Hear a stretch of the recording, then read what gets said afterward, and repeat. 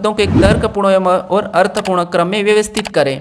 यानी यहाँ पर हमें दिया है, पहला तो दिया है खाओ, दूसरा दिया है फल और तीसरा बीज और चौथा तोड़ो और पांचवा दिया है पौधा। तो इसको क्या करना है, अर्थक्रम एवं यहाँ पर देखिए तर्कपूर्ण एवं अर्थपूर्ण में व्यवस्थित करना है। यानी दोस्तों यहाँ पर थोड़ा सा आपको समझना है, जब भी इस टाइप का प्रश्न मिले तो अर्थपूर्ण और तर्कपूर्ण का मतलब यही है कि या तो आप इसको घटते क्रम में लिख सकते हो या फिर इसको बढ़ते क्रम में। तो मान लीजिए हम घटते क्रम में देखते हैं या कोई सा भी एक क्रम आपको ऑप्शन में देखने को मिलेगा। तो यहाँ पर देखिए घटते क्रम की बात करते हैं या फिर बढ़ते क्रम की।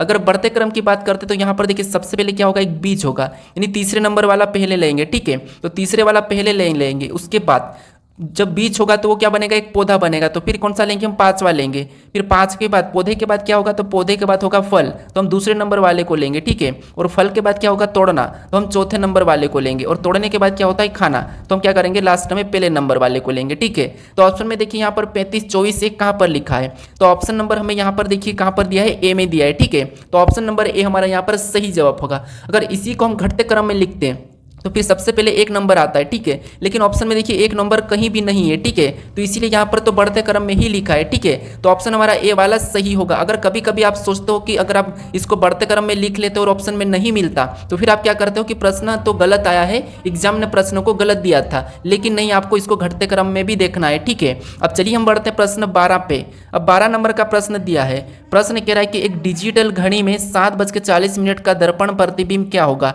यानी मैं ये कल के प्रैक्टिस सेट में बोला था कि इसका प्रश्न में यानी कि इसका जवाब मैं लास्ट में दूंगा। ठीक है, मैंने बताया था कि आपको कमेंट करने का, लेकिन आपने कमेंट नहीं किया, तो कोई बात नहीं, मैं आपको बताता हूँ। ठीक है, किसी ने किया है, उनका भी गलत ही जवाब आ रहा था, लेकिन कोई बात नहीं, आप समझ लीजिए। जैसे जब भी आपको देखिए, आपको पता है जब भी हमें क्या दर्पण पूछा जाता है, ठीक है, तो हम इसको क्या करते हैं, 11:60 में से घटा लेते हैं। ठीक है, क्या करते हैं, 11:60 में से इस समय को 7:40 को घटा लेते हैं। ठीक है, तो इसको 7:40 को 11:60 में से घटाएंगे तो यहाँ पर 11:7 में से, तो यहाँ पर 4 बचेगा और इधर हमारा कितना बचेगा, 20 बचेगा। ठीक है, ये माइनस करेंगे यानी कि 4:20 आ रहा, तो ये समय हमारा सही हो जाता है। ठीक है, जब भी किसी घड़ी में दर्पण प्रतिबिंब पूछा जाता है तो।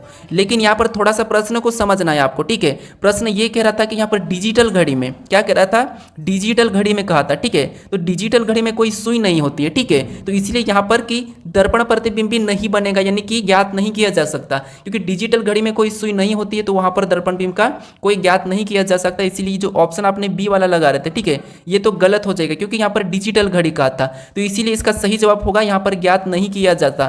ठीक है, ज्ञात नहीं किया जा सकता। तो इस टाइप के भी प्रश्न पूछे जाते हैं। अब चलिए हम बढ़ते प्रश्न 13 पे। अब 13 नंबर का प्रश्न दिया है। प्रश्न कह रहा है कि यदि एप्पल बराबर 521 और मोबाइल बराबर 612 लिखा है तो यहाँ पर एक्सप्लेन बराबर क्वेश्चन मार्क देके हमसे पूछा है। ठीक है, तो देखिए सबसे पहले हमें क्या करना है, यहाँ पर पता करना है कि एप्पल बराबर 521 कैसे लिखा है और मोबाइल बराबर 612 कैसे लिखा है। सेम तरीके से एक्सप्लेन का बताना है। ठीक है, तो देखिए जैसे हम क्या करेंगे, यहाँ पर सबसे पहले तो देखिए ध्यान से देखते हैं, यहाँ पर अगर इन अक्सर का हम क्या करते हैं, अंकों में लिखते हैं, फिर भी 521 तो ज़्यादा बड़ी संख्या है, तो फिर आपको क्या करना है, यहाँ पर गिनना है। जैसे 1 2 3 4 5, इनको सभी को गिनने पर हमारे कितने हो रहे हैं, तो इन जो लेटर कितने 5 है। ठीक है, यहाँ पर कितने 5 है, तो ये हमने 5 लिखा। अब यहाँ पर क्या लिखा है, तो 521 लिखा है। अगर हम 5 को 521 किससे बनाए, तो यहाँ अगर 5 का घन करते हैं तो 5 का घन कितना होता है, 125 होता है। ठीक है, और इसको अगर हम पीछे से लिखते हैं, यानी कि यहाँ पर क्रॉसिंग मेथड, ठीक है, तो यहाँ पर देखिए 5, फिर यहाँ पर 2, उसके बाद यहाँ पर देखिए 1, यानी हमारा यहाँ पर देखिए 521 बन चुका है। ठीक है, और यहाँ पर देखिए 521 लिखा है। अगर यही तरीके से अगर यहाँ पर मोबाइल का लिखा हो तो हम सेम तरीके से इसका बता देंगे। ठीक है, तो मोबाइल का चेक करते हैं।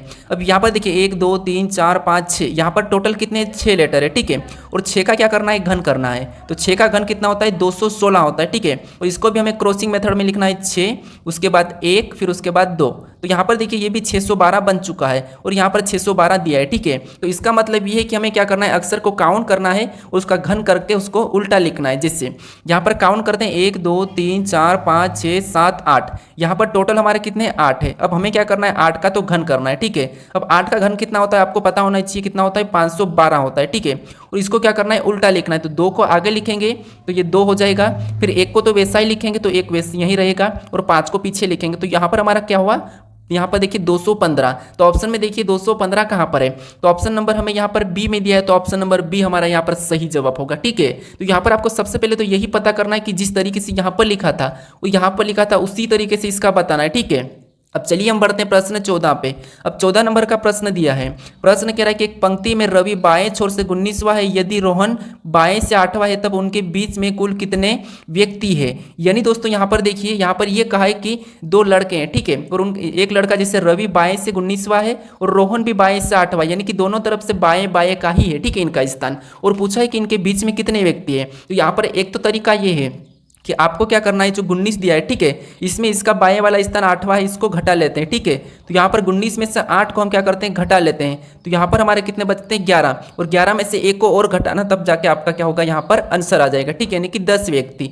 लेकिन आप एक तरीके से और भी सोल्व करते हैं, जैसे यहाँ पर देखिए 8 है, ठीक है, और इधर एक तरफ 19 है। हमें क्या करना है, यहाँ पर बीच के बताना है, ठीक है। तो हम क्या करते हैं, 9 से गिनते हैं, यानी कि 9, 10, 11, 12, 13, 14, 15, 16, 17, 18, ये 18 हमारे 20 तक हो जाएंगे, ठीक है। क्या होंगे, एक बार वो समझिए। जैसे यहाँ पर हमें बीच के बताना, तो 9 से गिनेंगे, तो 9 से 9, 10, 11, 12, 13, 14, 15, 16, 17, 18, ये बीच के है, ठीक है। तो इनको गिनेंगे तो 1, 2, 3, 4, 5, 6, 7, 8, 9, 10, यानी कि बीच के कितने, 10 है। यहाँ पर भी हमारा 10 आया था और यहाँ पर भी 10 है, यहाँ पर आंसर हमारा क्या होगा, 10 होगा, ठीक है। तो ऑप्शन नंबर बी हमारा यहाँ पर सही होगा। तो आपको क्या करना है, जब भी घटाना है तो छोड़ देखना है कि यहाँ पर भी बाएं दिया है और यहाँ पर भी बाएं दिया है, तो फिर आपको क्या करना है, यहाँ पर भी घटा लेना और फिर एक और घटाना है, ठीक है। अब चलिए हम बढ़ते हैं प्रश्न 15 पे। अब 15 नंबर का प्रश्न दिया है। प्रश्न कह रहा है कि नीचे दिए घन आकृति से कौन सा विकल्प दिखाई देगा। यानी दोस्तों यहाँ पर आपको ये करना है कि जो हमें एक घन दिया है, ठीक है, ये ओपन पासा है, यानी कि खुला पासा है, ठीक है। कल मैंने आपको बताया था कि पासे को कैसे खोलते हैं, तो आज मैं यहाँ पर सिखाऊंगा कि पासे को बंद कैसे करना है, ठीक है। तो यहाँ पर देखिए, जब भी हमें खुला पासा दिया जाता है तो ये तो आपको पता है कि यहाँ पर इसके विपरीत कैसे देखते हैं, ठीक है। जैसे यहाँ पर देखिए 22 का विपरीत क्या हो जाएगा, 44 हो जाएगा, ये आपको पता है, इसका विपरीत बताते आता होगा, ठीक है। और 66 का यहाँ पर 33 और 11 का यहाँ पर 55 हो जाएगा। ये जितने भी है ये एक दूसरे के विपरीत है, ठीक है। और आपको ये भी पता होगा कि जो विपरीत है ये एक साथ नहीं दिखाई देते, पासे पे जब भी विपरीत एक साथ नहीं दिखाई देते हैं, ठीक है। तो यहाँ पर देखिए ऑप्शन ए को चेक करते हैं, तो यहाँ पर 22 और 44 एक साथ दिखाई दे रहे, जबकि ये क्या है, एक दूसरे के विपरीत है। तो विपरीत तो एक साथ नहीं दिखाई देते हैं, तो ये फिर कैसे दिखाई दे रहे, तो इसीलिए ये नहीं बना सकते हैं, ठीक है।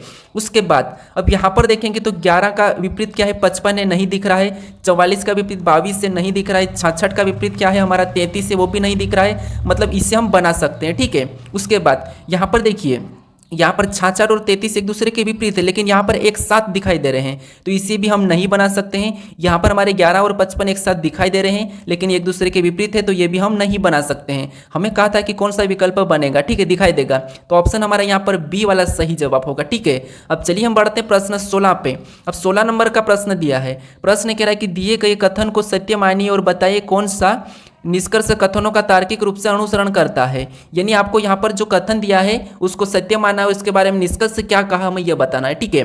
तो देखिए, जिससे यहाँ पर हमें कथन पहला क्या कह रहा है, तो सभी यू एम है, यानी ये जितने भी यू है, ठीक है, जितने भी यू क्या है, तो ये सभी की सभी एम है, मतलब एम के अंदर है, ठीक है। एम के अंदर है तो एम का कैसा बनेगा, ऐसा बन जाएगा, यानी कि एम है। उसके बाद अब हमें यहाँ पर कह रहा है दूसरा कि कुछ जी एम है।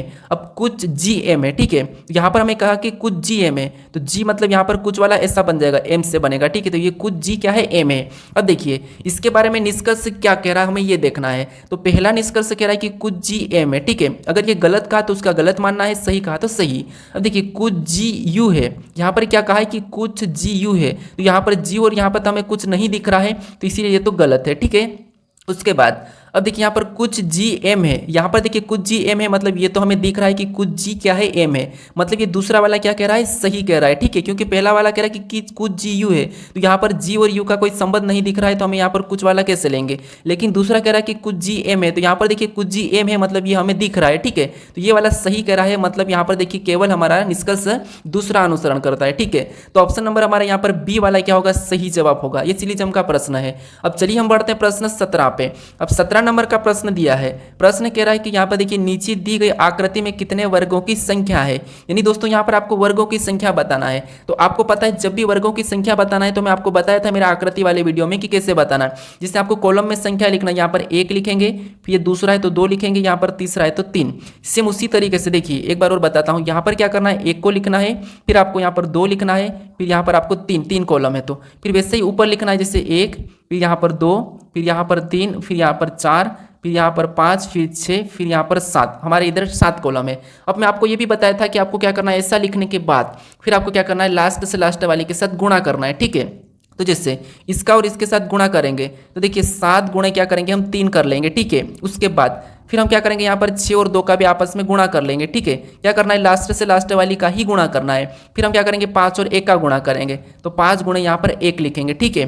फिर जो संख्या हमें यहाँ पर जो संख्या बची है उसे छोड़ देना है, जो बच गई उससे कोई मतलब नहीं रखना है। अब गुणा करेंगे तो यहाँ पर 7 त्रिया कितना होते हैं 21 होते हैं, और यहाँ पर 6 दूना कितना होते हैं 12 होते हैं, और यहाँ पर देखिए 5 एकम 5 ही हो जाएगा, ठीक है। अब इन सभी को हम जोड़ देते हैं तो 21 और 12 हमारे कितने होंगे 33, और 33 में 5 को जोड़ेंगे तो हमारे यहाँ पर कितने हो जाएंगे 38 हो जाएंगे, ठीक है। यानी यहाँ पर इस आकृति में कितने यहाँ पर वर्गों की संख्या है तो 38 से, यानी ये 38 हमारा सही जवाब होगा। ऑप्शन में देखिए ऑप्शन नंबर डी हमारा यहाँ पर सही जवाब होगा। अगर बीच में कुछ इस टाइप से बना हुआ रहता है, ठीक है, तो फिर आपको इसको और अलग से काउंट करना है। कैसे करते हैं, यहाँ पर भी आप 1 लिखते हैं, फिर यहाँ पर 2 लिखते हैं, फिर यहाँ पर 1 लिखते हैं, फिर यहाँ पर 2 लिखते हैं, लास्ट से लास्ट वाले से गुणा करते थे, यहाँ पर 2 दूना 4, फिर गुणा करते तो 1, यानी यहाँ पर टोटल हमारे 5 हो जाते हैं, ठीक है, इतने वाले में। ये हमारा अलग से, लेकिन अभी तक हमारा ऑप्शन डी वाला यहाँ पर सही है, ठीक है। अब चलिए हम बढ़ते हैं प्रश्न 18 पे। अब 18 नंबर का प्रश्न दिया है। प्रश्न कह रहा है कि दिए गए विकल्पों में से ए बी रेखा का दर्पण प्रतिबिंब का चयन करें। यानी दोस्तों यहाँ पर देखिए ए बी रेखा दी है, ठीक है, तो इसका इधर दर्पण प्रतिबिंब कैसा बना है इन अक्षरों का ये हमें बताना है। तो जब भी आपको दर्पण प्रतिबिंब पूछा जाता है और अक्षर दिए जाते हैं तो फिर आपको मैं बताया था कि आपको क्या करना है, वहाँ पर गलती पता करना है। तो सबसे पहले तो आपको पता है डी का बनेगा यहाँ पर दर्पण प्रतिबिंब, यानी कि डी इधर उल्टा हो जाएगा, ठीक है। तो यहाँ पर ऑप्शन में देखिए इसमें तो के बन रहा है, मतलब नहीं होगा। यहाँ पर के बन रहा है, ये भी नहीं होगा। ऑप्शन हमारे यहाँ पर 2 बच्चे सी और बी। अब देखिए उसके बाद यहाँ पर एस का बनेगा, तो एस का बनेगा तो इस यहाँ पर आके उल्टा बन जाएगा ऐसा, तो ऐसा समय यहाँ पर तो सीधा ही दिया है, तो ये भी सीधा ही दिया है, तो ये तो गलत हो जाएगा। यहाँ पर देखिए उल्टा दिया है, ठीक है, मतलब हमारा ऑप्शन भी अभी एक ही बच्चा है, तो यही वाला हमारा यहाँ पर सही जवाब होगा। हमें पूरा चेक करने की भी कोई जरूरत नहीं है, ठीक है। अब चलिए हम बढ़ते हैं प्रश्न 19 पे। अब 19 नंबर का प्रश्न दिया है। प्रश्न कह रहा है कि उस विकल्प का चयन करें जो दी गई श्रृंखला में प्रश्नवाचक चिन्ह के स्थान पर आएगी। यानी यहाँ पर हमें जो प्रश्नवाचक चिन्ह दिया है यहाँ पर कौन सा विकल्प आएगा ये हमें बताना है, ठीक है। तो ये हमारी एक श्रृंखला है। तो अब देखिए जब भी आपको इससे कचरे वाली श्रृंखला चले तो फिर आपको क्या करना है, सबसे पहले एक एक को देखना है। जैसे यहाँ पर जो निशान है सबसे पहले इधर गया, फिर अगली आकृति में नीचे झुका, फिर और अगली आकृति में इस साइड मुड़ा, तो अगली आकृति में आपको पता है ऊपर की ओर मुड़ जाएगा, ठीक है। तो ऑप्शन में ऊपर मुड़ा हुआ देख लीजिए, तो ऑप्शन ए में नहीं है, ऑप्शन सी में नहीं है, तो 2 ऑप्शन हमारे ऐसे ही हट चुके हैं, ठीक है। उसके बाद आपको क्या करना है, किसी एक को और देखना है। तो किसी एक को किसको देखेंगे, तो देखिए मान लीजिए यहाँ पर जेड को देखते हैं, ठीक है। तो जेड के बाद यहाँ पर वाई लिखा है, मतलब जो जेड से पहले बीसीडी में अक्षर आता है उससे लिखा है, ठीक है। यहाँ पर इस कोने पे था लेकिन फिर आगे जाके इस कोने पे हो गया है, ठीक है। और यहाँ पर देखिए ये यहाँ पर हो चुका है। उसके बाद आगे हमारा एक्स लिखा है, एक्स मतलब इससे पहले आता है वो, ठीक है। लेकिन ये एक्स कहाँ पर लिखा, तो ये नीचे वाले कोने में चले गया, ठीक है। तो अगला जो अक्षर क्या होगा, डब्ल्यू होगा, और डब्ल्यू हमारा यहाँ पर इस कोने में चले जाएगा। तो इस कोने वाला हमें ऑप्शन में देखना है, तो यहाँ पर केवल हमें ऑप्शन डी में दिया है, तो यहाँ पर ऑप्शन डी ही हमारा क्या होगा, सही जवाब होगा, ठीक है। कौन सा होगा, ऑप्शन डी वाला। अब चलिए हम बढ़ते हैं प्रश्न 20 पे। अब 20 नंबर का प्रश्न दिया है। प्रश्न क्या कह रहा है, देखिए प्रश्न कह रहा है कि वह विकल्प का चयन करें जो प्रस्तुत चित्र में अंतर्निहित है, घुमाने की अनुमति नहीं है। अब ये तो आपको पता है गर्मी की मौसम है, ठीक है। तो यहाँ पर जो आकृति दी है तो किसकी आकृति आपको पता है, कुल्फी की है, ठीक है। और इस आकृति जो बनी है, ठीक है, इस आकृति में कौन सा भाग ऐसा है जो यहाँ पर विकल्प में दिया है, ठीक है। वैसा की वैसा आपको विकल्प में चेक करना है। क्या करना है, जो यहाँ पर जो आकृति बनी इसमें से कौन सा एक भाग है जो विकल्प में है ये आपको बताना है, ठीक है। लेकिन घुमाने की अनुमति नहीं है। तो ये मुझे कमेंट करके बताइएगा। हर बार की तरह मैं आपको पूछता हूँ कि 20 नंबर प्रश्न का मुझे सही जवाब दीजिए, ठीक है। तो यहाँ पर आप इसका सही जवाब मुझे बताइए। अगर आप इस चैनल को अभी तक सब्सक्राइब नहीं करे हो तो इस यहाँ पर इस लोगो पर क्लिक करके चैनल को जरूर सब्सक्राइब कर लीजिएगा, ठीक है। अगर आप इससे पहले वाले वीडियो को नहीं देखे तो यहाँ पर इस वीडियो पर क्लिक करके पहले वाले पार्ट को भी जरूर देख लीजिएगा। अगर आपको इसकी प्लेलिस्ट चाहिए तो यहाँ पर क्लिक करके इसकी प्लेलिस्ट को भी जरूर देख लीजिएगा। अगर आप इस चैनल को अभी तक शेयर नहीं करे तो इस चैनल को भी शेयर और लाइक भी जरूर कर दीजिएगा, ठीक है। अब चलिए हम मिलते हैं नेक्स्ट वीडियो में।